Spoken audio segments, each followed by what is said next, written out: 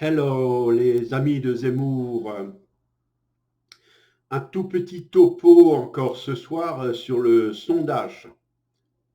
Le sondage, c'est une élection, sans que cela soit une élection bien sûr.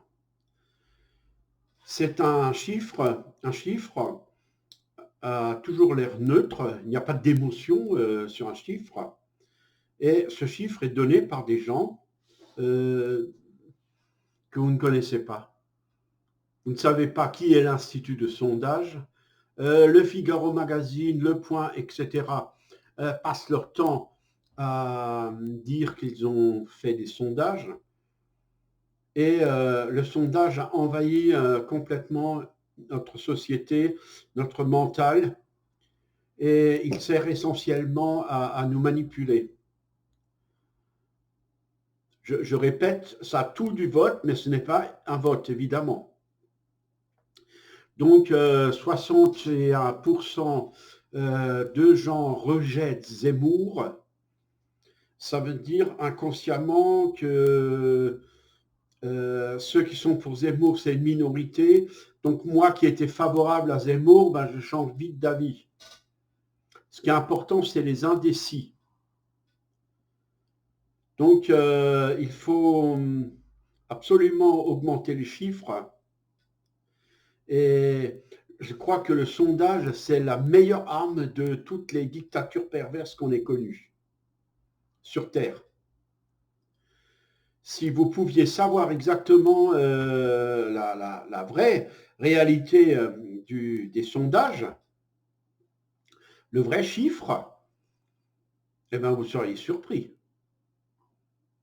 Ils ont peut-être 65% de gens qui sont pour Zemmour, mais eux, ils retournent le chiffre. Seulement, ben, vous ne le voyez pas. J'ai déjà dit à plusieurs reprises, euh, le beau-fils de Macron est à la tête d'un institut de sondage, ça veut dire ce que ça veut dire. Les instituts de sondage appartiennent à des filiales de grands groupes financiers et tout ça, c'est téléguidé par des gens qui travaillent quelque part dans un bureau, pas forcément en France, qui disent, bon, bah, le sondage là, il est trop favorable à un tel ou défavorable à un tel. Vous augmentez un peu le pourcentage. Et je le répète, comme le chiffre, il est neutre, vous avez l'impression qu'il est complètement objectif. Et voilà pourquoi ça fonctionne, des sondages. Grâce à ça, vous pouvez changer la direction normale d'un vote. En démocratie, le sondage politique devrait être interdit à 100%. J'ai toujours été complètement contre tout ça. Parce que il n'y a effectivement rien de rien de plus pervers pour faire changer les gens d'avis que ça. Quand vous martelez des sondages jour après jour, un tel candidat il descend, un tel candidat il monte, euh, c'est que vous influez d'une façon tout à fait biaisée, scandaleuse et perverse sur une élection. On va imaginer ben, les grandes banques ne veulent plus de M. Macron.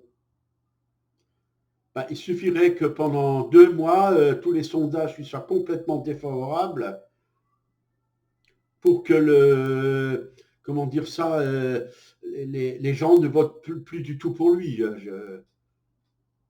J'essaie d'imaginer, voilà, ce qu'ils pourraient faire. Et d'un seul coup, ils vont chercher, je ne sais pas moi, une Véronique Pécheresse, on va l'appeler comme ça.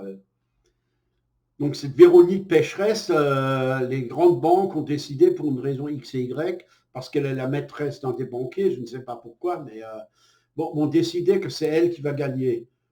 Donc les sondages vont lui être favorables, malgré que ce soit une cruche absolue. Nuit et jour, les sondages vont lui être favorables, et donc forcément cette personne, elle va être élue.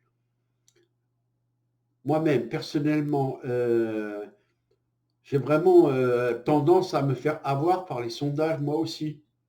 C'est très très dur d'y résister. Parce que nous sommes des animaux mimétiques. Nous faisons ce que font nos voisins, nous avons tendance à le faire. Et comment dire, c'est cette caractéristique-là, c'est une faiblesse absolue pour nos démocraties et pour notre liberté. Et il faut vraiment apprendre aux gens à lutter contre cette croyance que le sondage est une espèce de pré-vote, alors qu'il n'a aucune légitimité démocratique ni quoi que ce soit. Merci de m'avoir écouté ces quelques minutes. À très bientôt.